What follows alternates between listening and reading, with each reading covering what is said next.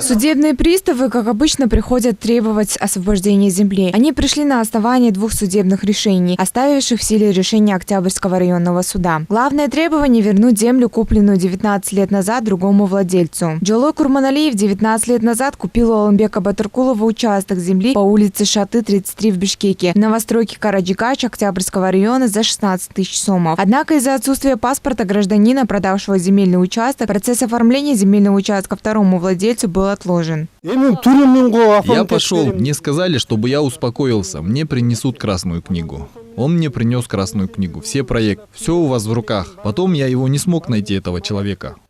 Батыркулов подписал письмо о том, что получил 16 тысяч сомов. Его видели соседи и дали показания в качестве свидетелей. 2002 год, весна. Этот Байке искал, где купить землю. И вот здесь на наших глазах посчитал деньги. Ниже есть дешевле дома. Детям вот это место понравилось. В 2005 году рядом с ним был человек, который погиб.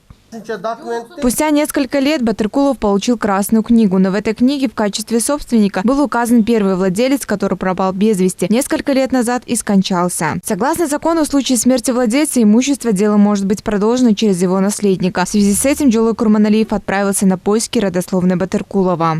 По той информации, которой я владею, первый Кеминский районный суд сказал, что эта гражданка не является дочкой владельца земли. Он привез документ с Кочкораты Джалабадской области, в котором говорится, что тот нашел наследника от родственников первого хозяина, который преждевременно скончался. Однако перерегистрировать землю на второго хозяина не удалось.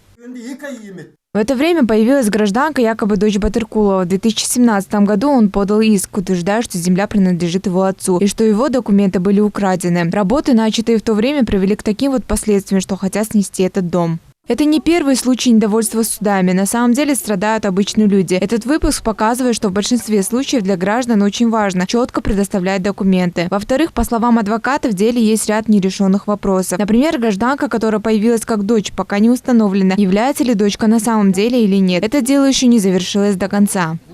Известно, что некоторые судьи по этим делам в настоящее время находятся под арестом. На данный момент неизвестно, какой приговор вынесет суд. Айджан Аманова, Улугбек Сулайманов, Нью ТВ.